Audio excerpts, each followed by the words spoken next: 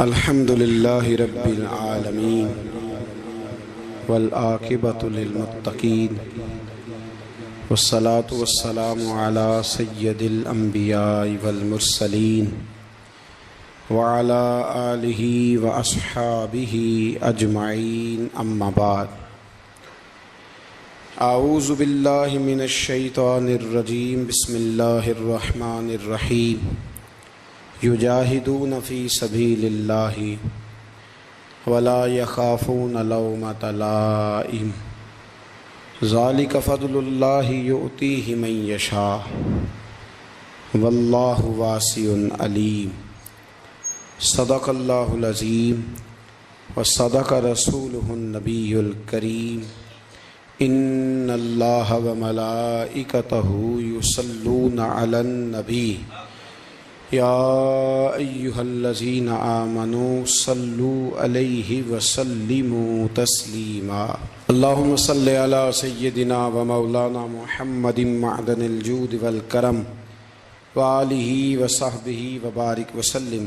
تمام تعریفیں حمد و ثنا اللہ تعالی جل مجدہ الکریم کے لیے، اور ہر قسم کے درود و سلام نبی اکرم نور مجسم شفیع معظم احمد مجتبیٰ جناب حضرت محمد مصطفیٰ صلی اللہ تعالی علیہ وسلم کی ذات والا و صفات کے لیے حمد و صلات کے بعد، عزیز دوستو، بزرگ اور بھائیوں، قرآن مجید میں اللہ کریم نے اپنے بندوں کی تعریف بیان کی ہے اور فرمایا یجاہدون فی سبیل اللہ، وہ اللہ کے راستے میں جہاد کرتے ہیں، ولا یخافون لومۃ لائم، اور فرمایا اس راستے میں جب لوگ ان کی ملامت کرتے ہیں، لوگ انہیں برا کہتے ہیں تو وہ اس کی پرواہ نہیں کرتے، اس کا وہ خوف نہیں کھاتے، اس لیے کہ وہ اللہ کے راستے میں جہاد کر رہے ہیں۔ فرمایا ذالک فضل اللہ، یہ ان پر اللہ کا فضل ہے، وہ کسی ملامت کرنے والے کی ملامت کی پرواہ نہیں کرتے، خوف نہیں کھاتے، تو یہ ان پر اللہ کا فضل ہے۔ یؤتیہ من یشاء، اور یہ فضل اللہ جسے چاہتا ہے عطا کرتا ہے۔ واللہ واسع علیم، اللہ وسعت والا بھی ہے اور علم والا بھی ہے۔ انسان جب بالکل ٹھیک راستے پہ چل رہا ہوتا ہے اور اپنے ضمیر کے عین مطابق وہ اپنی زندگی کے سارے معاملات کو قرآن و سنت کی روشنی کے اندر چلا رہا ہوتا ہے، اس کی خواہش ہوتی ہے کہ لوگ میرے پیغام کے ساتھ چلیں، اور اگر ساتھ نہیں چلتے تو کم از کم اس پر خوشی کا اظہار تو کریں، اس کی خواہش ہوتی ہے۔ میرے ساتھ اول تو چلیں جو کہ میں بات ٹھیک کر رہا ہوں، پیغام ٹھیک دے رہا ہوں، چونکہ میں ہوں حق پہ، یا تو میرے ساتھ چلیں۔ اگر اتنا نہیں ہو سکتا تو کم از کم شاباشی والا لفظ تو استعمال کریں، خیر والا معاملہ تو کریں۔ ہمارا مزاج کیا ہوتا ہے، ہمارا ماحول یہ ہوتا ہے کہ ہمیں اس سے غرض نہیں ہوتی کہ بندہ غلط ہے کہ ٹھیک ہے، ہمیں اس سے غرض ہوتی ہے کہ میرے مطلب کا ہے کہ نہیں، میرے مطلب کا۔ اب ہم ملامت کرتے ہیں، ہم اسے برا کہتے ہیں، وہ بندہ ٹھیک ہوتا ہے، اس کا نقصان یہ ہوتا ہے کہ کبھی تو اس شخص کی ہمتیں ٹوٹتی ہیں، کبھی وہ پریشان ہوتا ہے، اور کبھی دین کے کام میں رکاوٹ آتی ہے۔ کبھی یہ ہوتا ہے کہ انسان چونکہ اللہ تبارک و تعالیٰ کے دین کی خاطر صحیح نکلا ہوتا ہے، تو یہ جو ملامت کرنے والا ہوتا ہے یہ پھر اس کھاتے میں چلا جاتا ہے جس کھاتے میں اکثر وہ لوگ رہے جو دین کے مخالف رہے۔ تو آپ اگر ٹھیک چل رہے ہیں، آپ کا راستہ ٹھیک ہے، آپ کا تعین ٹھیک ہے، پھر آپ کو ملامت کرنے والوں کی ملامت کی پرواہ نہ کرنا، یہ قرآن کا حکم ہے، یہ قرآن مجید کا حکم ہے، یہ نبی کریم علیہ السلام کا پیغام ہے۔ ہم کیا کرتے ہیں، ہم یہ دیکھتے ہیں کہ لوگ ذرا ملامت کرنے لگ گئے، برا کہنے لگ گئے، تو ہم اچھے کام سے پیچھے ہٹتے ہیں۔ وہ جی میں نے داڑھی تو میں رکھ لوں، نمازی تو میں ہو جاؤں، پر میں کاروبار کرتا ہوں، تھوڑا بہت اینچ نیچ بھی ہو جاتی ہے، پھر لوگ تانا دے۔ پھر لوگ یہ کہتے ہیں کہ جناب دیکھو یہ نیک ہو کے داڑھی والا ہو کے بھی یہ کام کر رہا ہے، تو میں کہتا ہوں اگر لوگ تانا دیں گے تو تیرا ثواب بڑھ جائے گا، تیرے اجر میں اللہ اضافہ کر دے گا۔ بھی اب اگر میں یہ کہوں کہ میں ٹھیک ہو گیا ہوں، اس سے نقصان ہوگا، لوگ مجھے برا کہیں گے، تو بھئی اگر برا کہیں گے تو تیرے ثواب میں، شریر کا کام تو شرارت کرنا ہے، جو شریر ہے اس کا کام، سانپ کا کام کیا ہے؟ ڈسنا، تو وہ تو ڈسے گا، شریر تو شرارت کرے گا چونکہ اس کے مزاج میں شرارت ہے۔ آپ کو کیا کرنا ہے؟ آپ کو دیکھنا یہ ہے کہ آپ کا راستہ ٹھیک ہے، آپ حق پہ ہیں، پھر آپ کو شریر کی پرواہ نہیں کرنی، ڈسنے والے کی پرواہ نہیں کرنی، رب رسول کی رضا کی طرف دیکھنا ہے، پھر اللہ اور اس کے رسول کی رضا کی طرف دیکھنا ہے، آگے بڑھنا ہے، جد و جہد کرنی ہے، کام کو جاری رکھنا ہے۔ ایک سیانہ بندہ ہوتا ہے، وہ دو گروپوں میں صلح کرانا چاہتا ہے، وہ دو گروہوں کے اندر پل کا کردار ادا کرنا چاہتا ہے، قبیلے کے، برادری کے، خاندان کے لوگوں میں لڑائی ہو گئی، جھگڑا ہو گیا۔ یہ بندہ صلح کرا سکتا تھا، طاقت تھی، اس کو پتا تھا لوگ میری بات مانیں گے، اس نے مداخلت کی، یہ آگے بڑھا، فوراً ایک شخص نے کہہ دیا تیرا کیا لالچ ہے؟ چودھری بننا چاہتا ہے؟ تو سردار بننا چاہتا ہے؟ اب یہ کہتا ہے جناب چونکہ لوگ مجھے برا کہہ رہے ہیں، ان کا خیال ہے کہ میں سردار بننا چاہتا ہوں، لہذا میں نہیں صلح کراتا، لڑے رہو۔ حالانکہ میرے نبی کریم سید عالم نور مجسم صلی اللہ علیہ وسلم نے ارشاد فرمایا ہے، محبوب کریم علیہ الصلوۃ والسلام نے فرمایا دو گروہوں میں جو صلح کرائے گا رب 2 حج اور 2 عمرے کا ثواب عطا فرمائے۔ اب اگر اس نے اس لیے صلح کرانی تھی واقعی کہ یہ دونوں گروہ مجھے چودھری مانے، تو پھر تو ایک نے انکار کر دیا کہ میں چودھری نہیں مانتا، تو یہ پیچھے ہٹ گیا۔ تو اگر اس لیے صلح کرانی تھی کہ رب 2 حج اور 2 عمرے کا ثواب دے، تو پھر کوئی اچھا کہے یا برا کہے، اس کو چاہیے یہ آگے بڑھے اور 2 لوگوں کے سروں کو جوڑ دے، صلح کرا دے، اطمینان کرا دے، شعور کرا دے۔ ہمارے ہاں یہ ہوتا ہے کہ ہم جب یہ دیکھتے ہیں نا کہ لوگ کیا کہہ رہے ہیں، لوگوں کا کیا مطمع نظر ہے، تو ہم بہت ساری کمزوریوں کا شکار ہوتے ہیں، بہت ساری کوتاہیاں کر جاتے ہیں، بہت ساری غلط فہمیاں اور غلط فیصلے ہم سے سرزد ہوتے ہیں۔ یہ کبھی نہیں سوچنا کہ لوگوں کی یہاں رائے کیا ہے، اچھا کہہ رہے ہیں برا کہہ رہے ہیں، آپ نے یہ دیکھنا ہے کہ آپ کر کیا رہے ہیں۔ اگر اچھا کر رہے ہیں تو پھر آپ منزل پر صحیح ہیں، پھر آپ نے رستہ چھوڑنا نہیں، آپ نے سفر بڑا سادہ سا کام ہے آج کل ہمارے ہاں، اگر خاندان کے اندر، قبیلے کے اندر 2 لوگوں کے رشتہ ہو سکتا ہے، لڑکا اور لڑکی ہمارے اپنوں کے ہیں اور ہماری تھوڑی سی مداخلت سے معاملہ ٹھیک ہو سکتا ہے، تو میں نے یہ دیکھا ہے کہ بڑے بوڑھے، سارے نہیں لیکن اکثر الا ماشاءاللہ، وہ مداخلت نہیں کرتے، ان کی تھوڑی سی کوشش تھے، خاندانوں میں جو تھوڑی تھوڑی باتیں ہیں وہ دور ہو کے رشتے ہو سکتے ہیں، وہ کوشش کیوں نہیں کرتے؟ میں نے یہ کہتے ہوئے لوگوں کو سنا ہے کہ بعد میں جو شکایتیں آئیں گی وہ کون پوری کرے گا؟ آپ کے بہو اور بیٹے کی جو شکایتیں ہیں وہ کون پوری کر رہا ہے؟ آپ کر رہے ہیں نا؟ اگر آپ یہ دیکھیں یہ کام کتنا اچھا ہے کہ آپ نے 2 گھروں کو ملا دیا۔ نبی کریم علیہ السلام نے حضرت ربیہ بن کعب کا نکاح بھی کرایا ہے، حضرت اسامہ بن زید کا بھی حضور نے رشتہ کرایا ہے۔ نبی پاک علیہ السلام ان کاموں پر توجہ دیتے کہ جہاں میرے آگے بڑھنے سے کہیں غلاموں کے بھلے ہو سکتے ہیں تو حضور آگے بڑھتے، وہ بھلا کرتے۔ ہمارا کردار کمزور ہو جاتا ہے، ہم کہتے ہیں جی وہ شکایتیں، وہ جو علماء آئیں گے تو وہ کس نے لینے ہیں؟ تو ایک بزرگ سے میں نے محبت کے ساتھ کہہ دیا تھا، میں نے کہا آپ کی کتنی زندگی ہے؟ 60-70 کے تو آپ ہو ہی گئے، آپ اپنی زندگی سیف کر رہے ہیں اگلے والی کہ مجھے کوئی شکایت نہ دے، ملامت نہ کرے، لیکن 2 خاندان جوڑ رہے ہیں، اس سے آپ کنارہ کر رہے ہیں۔ آپ 10 سال اور زندہ رہ لیں گے، 15 زندہ رہ لیں گے، آپ اپنے ان 15 سالوں کو تو محفوظ کر رہے ہیں، لیکن جو اتنا بڑا خیر کا کام تھا، اچھائی کا کام تھا، بھلائی کا کام تھا، اس کام سے آپ رک رہے ہیں۔ اسی طرح 2 آدمی لڑائی کر رہے ہیں، جھگڑا کر رہے ہیں، ایک بدتمیز ہے، شرارتی ہے، ظلم کر رہا ہے، زیادتی کر رہا ہے، تکلیف دے رہا ہے، ہمیں پتہ یہ بندہ غلط ہے، ہمیں اس کے خلاف احتجاج کرنا چاہیے، ہمیں اسے روکنا چاہیے، یہاں ہمیں کوشش کرنی چاہیے، لیکن ہم کہتے ہیں کہ میرا بھی نام آ جائے گا، تو وہ اس کے بارے میں لگا ہوا ہے نا. تو بھائی یہ یاد رکھیں، مکافات عمل ہے. اگر شر کو روکا نہیں جاتا تو شر پھیل جایا کرتا ہے. اس لیے میرے نبی کریم صلی اللہ تعالی علیہ وسلم نے فرمایا اپنے بھائی کی مدد کرو، وہ ظالم ہو تب بھی مدد کرو، مظلوم ہو تب بھی مدد کرو. تو صحابہ نے عرض کی یا رسول اللہ مظلوم کی مدد تو سمجھ میں آتی ہے، تو ظالم کی کیسے مدد کریں؟ اگر بھائی ظالم ہو تو پھر بھی مدد کرو، تو مظلوم کی مدد تو سمجھ میں آئی، تو یہ جو ظالم بھائی ہے اس کی کیسے مدد کریں؟ تو حضور نے فرمایا اسے ظلم کرنے سے روک دو. یہ بھی تمہارے لیے اس کی مدد ہوگی کہ تم نے اسے بہت بڑے ظلم اور زیادتی سے روک دیا ہے. اسے سمجھاؤ کہ یہاں تم غلط ہو، یہاں تمہارے اندر کوتاہیاں پائی جاتی ہیں، تو اسے منع کر دو. یہ بھی تمہاری مدد ہے.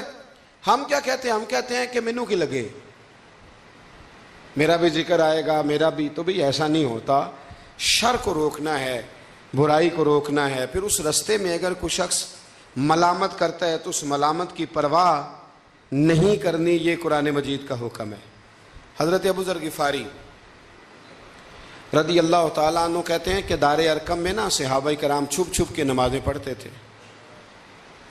اور یہ بھی آپ یاد رکھ لیں کہ جب تک نبی پاک صلی اللہ علیہ وسلم نے اعلان نبوت نہیں کیا تھا تو حضور سارے مکے والوں کی آنکھوں کے تارے تھے، سارے صادق اور امین کہتے تھے. اور جب حضور نے کہا قولوا لا الہ الا اللہ، کہو کہ اللہ کے علاوہ کوئی معبود، اب کیا ہوا ہے؟ اب دو مسئلے ہوئے. ایک تو کچھ لوگوں کے مفادات کو ٹھیس پہنچی، اب انہیں ظلم چھوڑنے پڑیں گے. دین پہ آئیں گے تو ایک ہی صف میں کھڑے ہو گئے محمود و ایاز، نہ کوئی بندہ رہا نہ کوئی بندہ نواز. تو سب کو ایک ہونا پڑے گا، ایک صف میں آنا پڑے گا، ایک جگہ قائم رہنا پڑے گا. اب لوگوں کے مفادات کو ٹھیس پہنچتی تھی. وہ جو ظلم کرتے تھے، غلاموں کو بیچتے خریدتے تھے، ان پر زیادتیاں کرتے تھے، بچیاں دفن کرتے تھے، قبضے کرتے تھے، غریب کا مال لوٹ لیتے تھے. اب یہ سارے مفادات صرف انہیں بت نہیں چھوڑنے پڑتے تھے، انہیں اپنے سارے جرم چھوڑنے پڑتے. وہ کیا کرتے تھے؟ اس حوالے سے کہ اب ہمیں بڑا کچھ چھوڑنا پڑے گا، وہ واپس آ جاتے تھے، بیک ہو جاتے تھے. بہت سارے کام ایسے تھے جن میں وہ کمزوری کا شکار ہوتے تھے. وہ محسوس کرتے تھے کہ ہمارے لیے مشکلات بڑھتی چلی جا رہی، تو پھر وہ مخالفت کرتے تھے. پھر بات ذرا آگے بڑھی.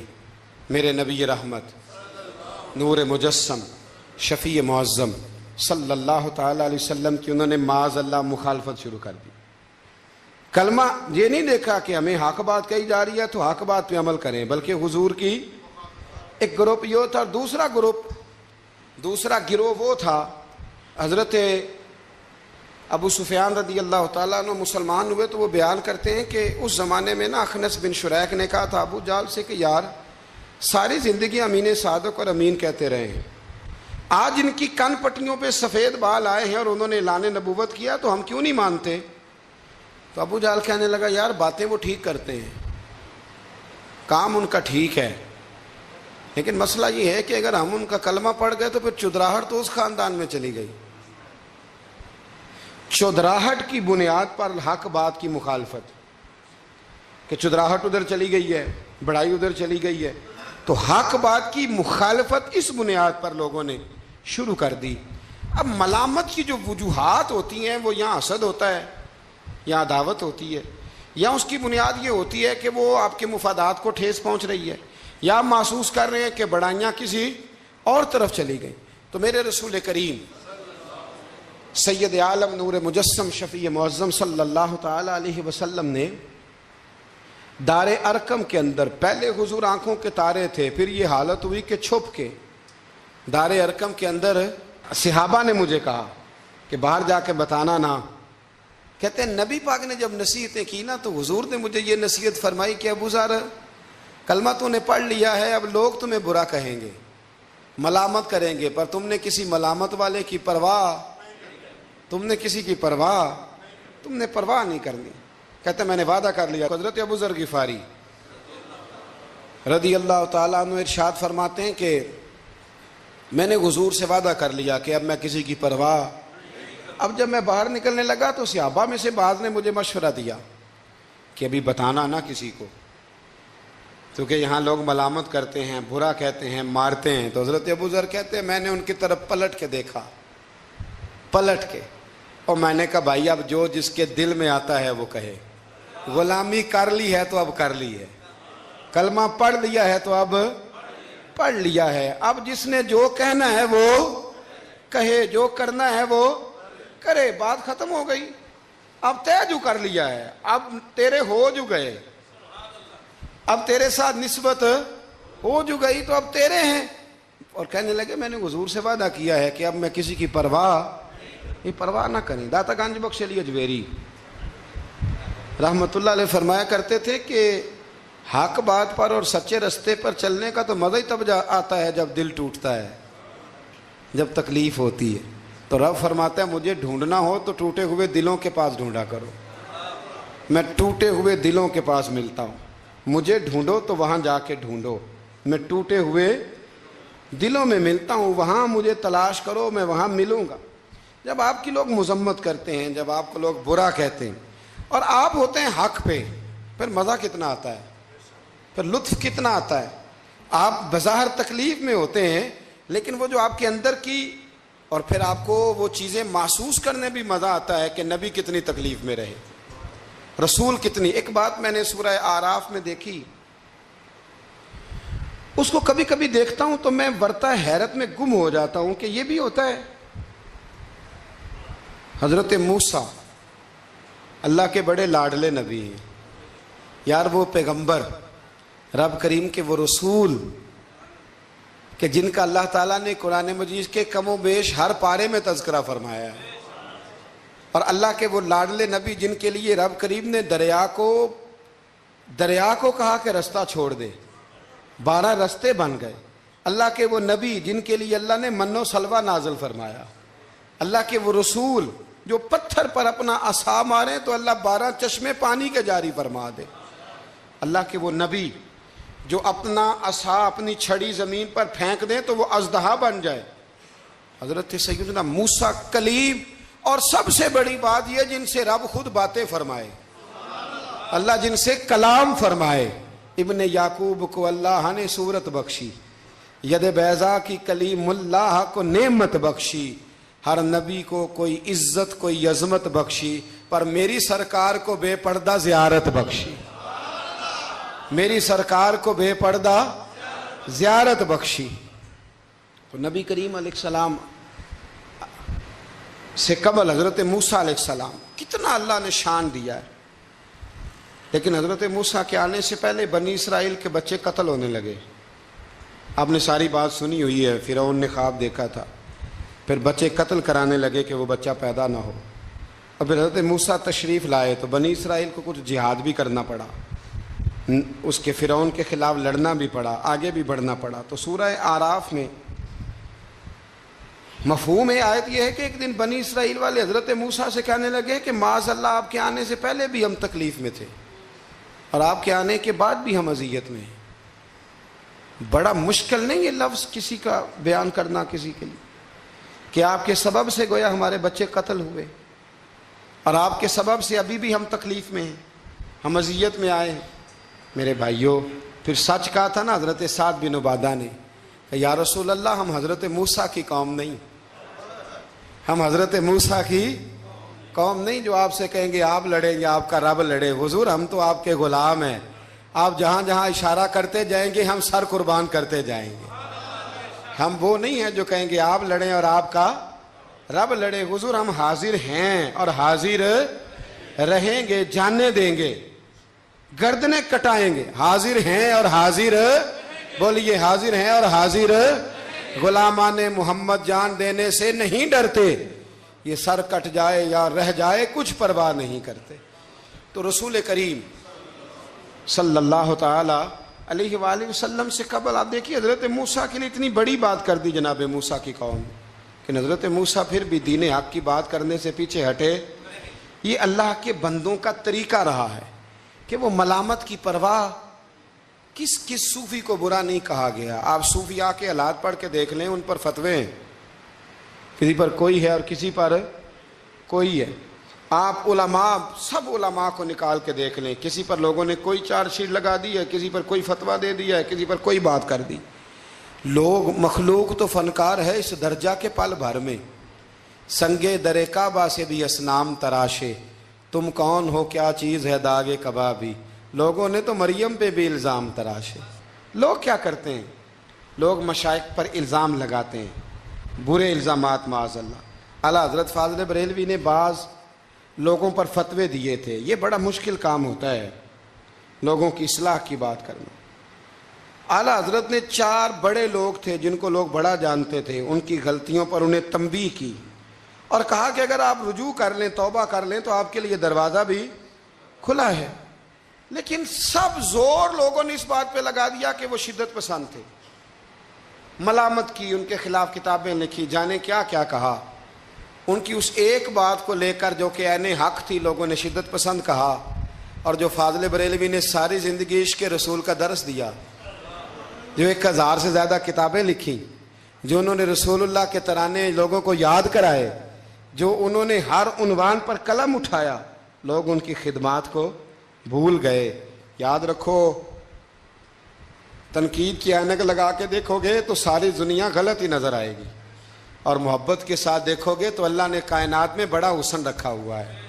رب کی مخلوق بڑی پیاری ہے، بڑی شاندار ہے، بڑی بندہ نواز ہے۔ میرے مالکین علیہ الصلوۃ والسلام کے غلاموں میں جتنے لوگ بھی تھے، ان سب کے، یہ جو ہمارا خیال ہوتا ہے نا کہ سارے لوگ ہمیں اچھا کہے، یہ خیال سرے سے درست ہے ہی نہیں۔ ساری دنیا مسلمان ہو گئی، اللہ کو ماننے لگی ہے، حضور کا کلمہ پڑھنے لگی ہے، تو آپ کو سارے اچھا کیسے کہہ دیں گے؟ جب رب رسول کے بارے میں ابھی سارے لوگ کلمہ نہیں پڑھتے، مطیع اور فرما بردار، تو آپ کا یہ دعویٰ کیسے ہے؟ آپ یہ کیسے محسوس کرتے ہیں؟ حضرت جنید بغدادی رحمت اللہ علیہ ایک شخص کا جنازہ پڑھ کے فارغ ہوئے تو لوگوں نے کہا حضور بڑا ہی اچھا آدمی تھا، ہر بندہ اس کی تعریف کرتا ہے۔ آپ فرمانے لگے غلطی ہو گئی، اس کا جنازہ نہیں پڑھنا چاہیے تھا، یہ تو ذو معنی بندہ تھا، ذو وجہین تھا، 2 منہوں والا تھا، جس کے پاس جاتا تھا اسی کا ہو جاتا تھا۔ اس نے تو سب کو راضی رکھنے کی پالیسی اختیار کی ہوئی تھی، لہذا یہ درست نہیں تھا۔ اگر یہ بندہ سچا ہوتا، حق بات کہتا، تو لوگ اس کے مخالف بھی ہوتے۔ اگر یہ صحیح رستے پر ہوتا تو لوگ اسے برا کہنے والے بھی ہوتے۔ تو چونکہ یہ درست نہیں تھا، باتیں چھپاتا تھا، غلطیاں کرتا تھا، جدھر جاتا تھا اسی کا ہو جاتا تھا، لہذا کوئی اسے برا نہیں کہتا، تو اس کا مطلب یہ ہے کہ یہ حق بات نہیں کہتا تھا۔ حضرت جنید بغدادی خود ایک دن گزر رہے تھے گلی سے، مرید شاگرد عقیدت مند ساتھ تھے، تو ایک شخص نے آپ سے کہا معاذ اللہ ثم معاذ اللہ، کہنے لگا او زندیق، یعنی اے بے دین، او زندیق۔ جب اس نے یہ لفظ کہے نا تو آپ کے شاگردوں کو بڑا برا لگا، غصہ آیا۔ حضرت جنید بغدادی رحمت اللہ علیہ نے پلٹ کے اس شخص کی طرف دیکھا تو آپ ہنسے، فرمانے لگے یار سارے بغداد کو میرا ایک ہی نام یاد تھا کہ میں دیندار ہوں، تو نے اچھا کیا ایک اور نام بھی یاد کرا دیا ہے۔ چلو ایک اور نام بھی لوگوں کو یاد ہو گیا، پہلے سارے بغداد کو میرا بولیے ایک ہی نام پتا تھا کہ جنید بڑا اچھا کیا تو نے۔ حضرت مولانا ظفر الدین صاحب بہاری ملک العلماء، انہوں نے بخاری کی شرح لکھی ہے، اعلیٰ حضرت رحمت اللہ علیہ کے خلیفہ تھے مولانا ظفر الدین بہاری رحمت اللہ تعالی علیہ۔ آپ فرماتے ہیں کہ اعلیٰ حضرت کو نا بے شمار خط آتے تھے، اب تو ٹیلی فون کا رواج ہے، تو اس زمانے میں خطوط ہی، ویسے خط بھی بڑا شاندار ہوتا تھا، بندہ سوچ سمجھ کے تو لکھ لیتا تھا نا، تو بڑے خط آتے تھے اعلیٰ حضرت کو، خطوط پر ہی آپ جواب دیا کرتے تھے۔ خط آتے، کسی نے کسی لقب سے پکارا ہے، کسی نے کسی نام سے پکارا ہے، کسی نے ایک خط آیا تو اس میں بڑے غلط لفظ لکھے تھے، بڑے بڑے غلط جملے، معاذ اللہ ثم معاذ اللہ، ملامتی لوگ جو ملامت کرنے والے ہوتے ہیں، انہوں نے بڑی تکلیف پہنچائی تھی۔ تو اعلیٰ حضرت فاضل بریلوی رحمۃ اللہ تعالیٰ علیہ کے خلیفہ مولانا ظفر الدین صاحب بہاری رحمۃ اللہ علیہ نے وہ خط جب پڑھا تو بڑا غصہ آیا، بڑا جلال۔ اعلیٰ حضرت رحمۃ اللہ علیہ فرمانے لگے کیا ہوا؟ عرض کی اور اس نے بڑے برے لفظ لکھے ہیں، میں اس پر مقدمہ کروں گا، کیس کروں گا، عدالت جاؤں گا۔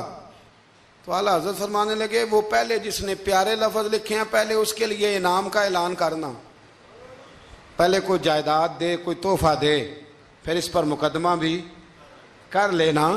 فرمایا اگر اتنے لوگ اچھا کہہ رہے ہیں تو دو چار ایسے ہیں بھی، تو میں یہ کہا کرتا ہوں چلو نظر نہیں لگتی۔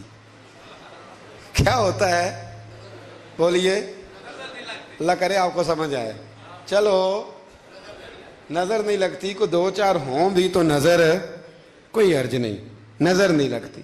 اعلیٰ حضرت فرمانے لگے یا تو ان کو انعام دو، ان کے نام جائیداد کراؤ، تو پھر تکلیف دینے والوں پر مقدمے بھی کر لینا۔ تو اگر وہاں تمہیں انعام نہیں دے رہے تو پھر یہاں تمہیں مقدمہ کرنے کی حق بات پر، سچی بات پر آپ مستقل مزاجی اختیار کریں، آپ ٹھہریں۔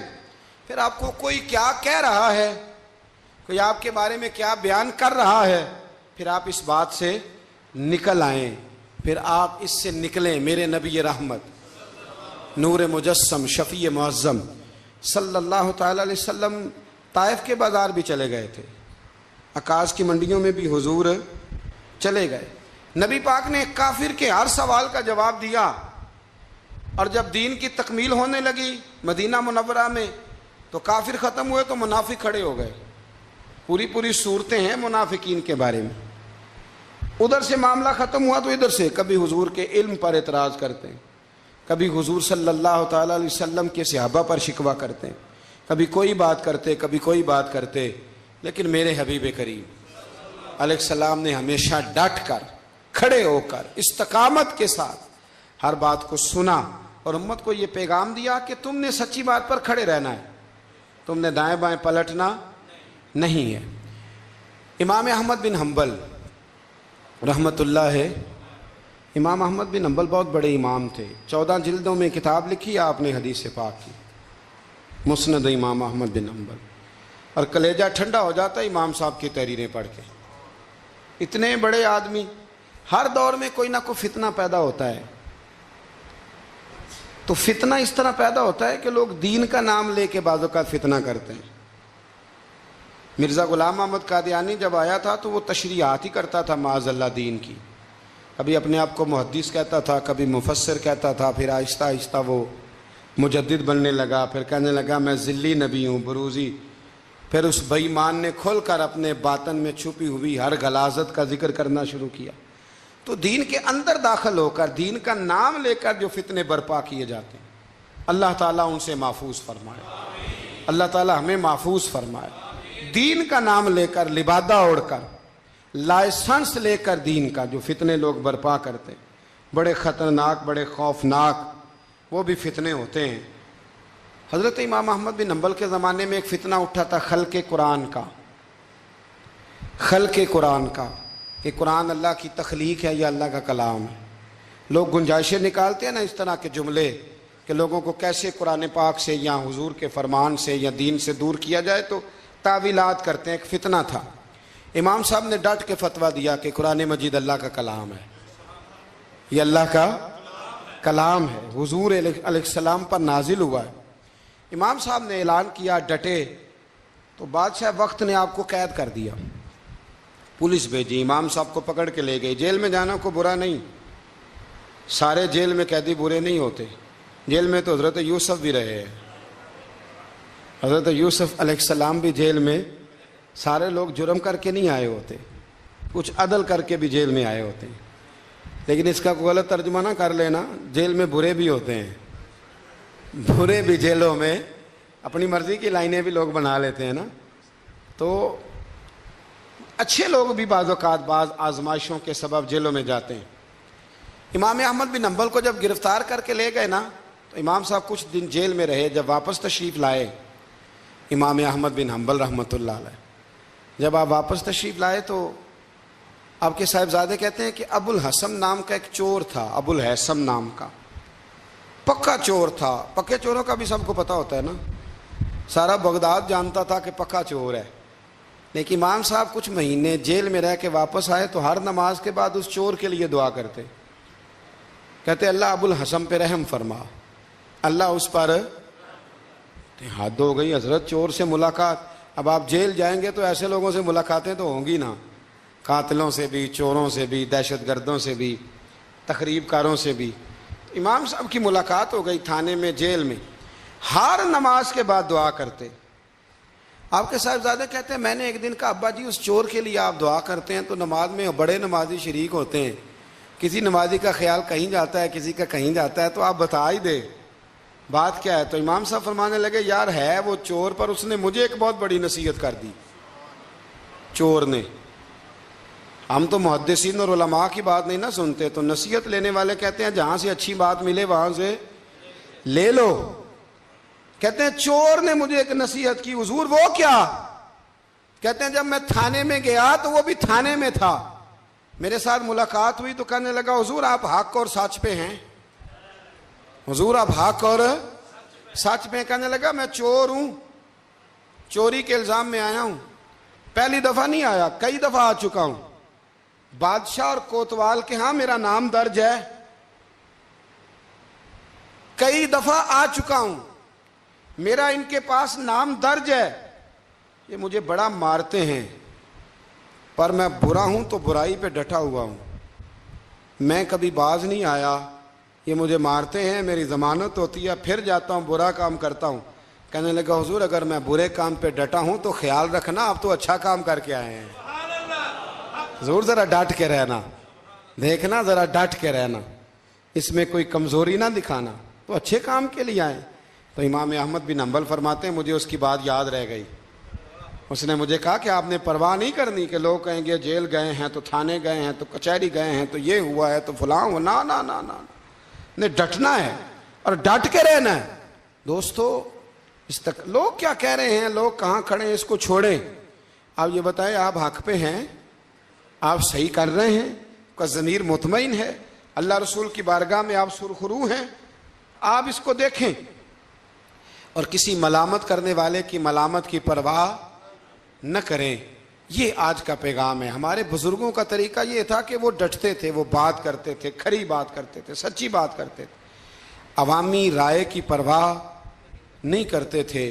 شریر لوگ شرارت کرتے ہیں، وہ شرارتیں کریں گے، لیکن کام سچا اور حق کا یہ ہے کہ آپ اگر حق پہ ہیں، درست ہیں، تو پھر جس صحیح کام آپ نکلے ہوئے ہیں آپ ہمیشہ اس کام کو کرتے رہیں۔ اللہ تبارک و تعالی سمجھنے کی توفیق عطا فرمائے۔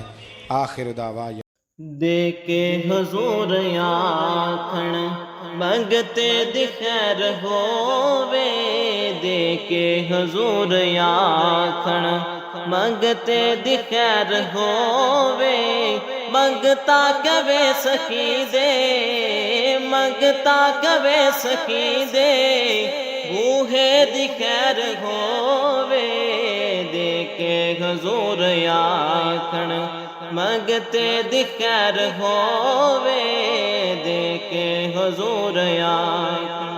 اور جنت بڑی جگہ لگیا جڑی جگہ تے، جنت بڑی جگہ